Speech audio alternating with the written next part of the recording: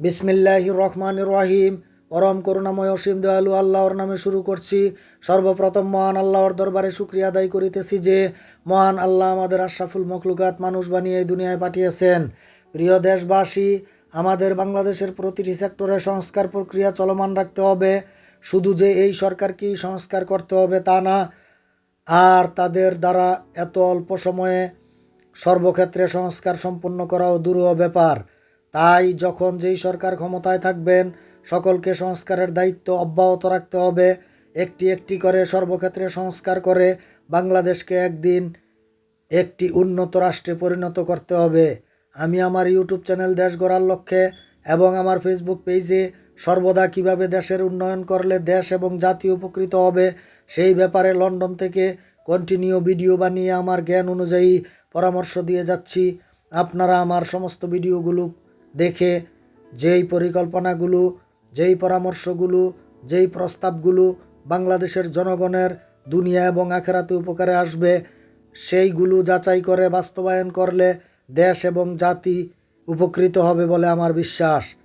আমি সর্বস্তরের সর্বসেক্টরের সংস্কারের ব্যাপারে কথা বলে যাচ্ছি। আমি সর্বদা দুর্নীতির বিরুদ্ধে কথা বলি।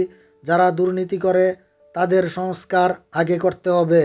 সর্বপ্রথম তো আমাদের দেশ থেকে ঘুষ, চাঁদাবাজি, সিন্ডিকেট, টেন্ডারবাজি, দালালি, স্বজনপ্রীতি, উপরমহলে সুপারিশ, চুরি, ডাকাতি, ছিনতাই, হাইজ্যাক, গুম, খুন, হত্যা, মাদক সেবন, ব্যভিচার, গরিবের উপর জুলুম করা, মারামারি, কাটাকাটি, এই সকল অপকর্ম সমূলে ধ্বংস করতে হবে। আর এই সমস্ত অপকর্ম যারা সংগঠিত করেন তাদের মনকে, তাদের নৈতিকতা বোধকে সংস্কার করার জন্য আইনের আওতায় এনে দ্রুত বিচারের মাধ্যমে জেলখানায় প্রেরণ করে সর্বপ্রথম তাদেরকে সংস্কার করতে হবে। এখানে কোনো প্রকার ঘুষ চলবে না, কোনো প্রকার উপর মহলে সুপারিশ চলবে না, বিচার বিভাগের কারো সাথে অবৈধ টাকা পয়সার লেনদেন চলবে না। সে যত বড় নেতাই হোক, যত বড় সরকারি অফিসার বা বেসরকারি অফিসারই হোক, যত বড় শিল্পপতি হোক, যত বড় বিসিএস ক্যাডার অফিসারই হোক, যত বড় ডাক্তার ইঞ্জিনিয়ারই হোক, যত বড় এমপি মন্ত্রী মিনিস্টারই হোক, যত বড় আইন শৃঙ্খলা বাহিনীর কর্মকর্তাই হোক, যত বড় ছাত্রনেতাই হোক, যে অন্যায় করবে তার শাস্তি তাকে জেলখানায় গিয়ে ভোগ করতে হবে। আমি আমার ইউটিউব চ্যানেল দেশ গড়ার লক্ষ্যে এবং আমার ফেসবুক পেজে লন্ডন থেকে অনেক ভিডিওতে আমি বিস্তারিত কথা বলেছি। দেশের উন্নয়নের জন্য বিভিন্ন পরিকল্পনার কথা বলেছি। আপনারা দয়া করে এই সমস্ত পরিকল্পনাগুলো বিবেচনা করে অ্যানালাইসিস করে দেখবেন বর্তমান যুগের সাথে আমার এই পরামর্শটি বা প্রস্তাবটি কতটুকু কার্যকর ভূমিকা পালন করবে।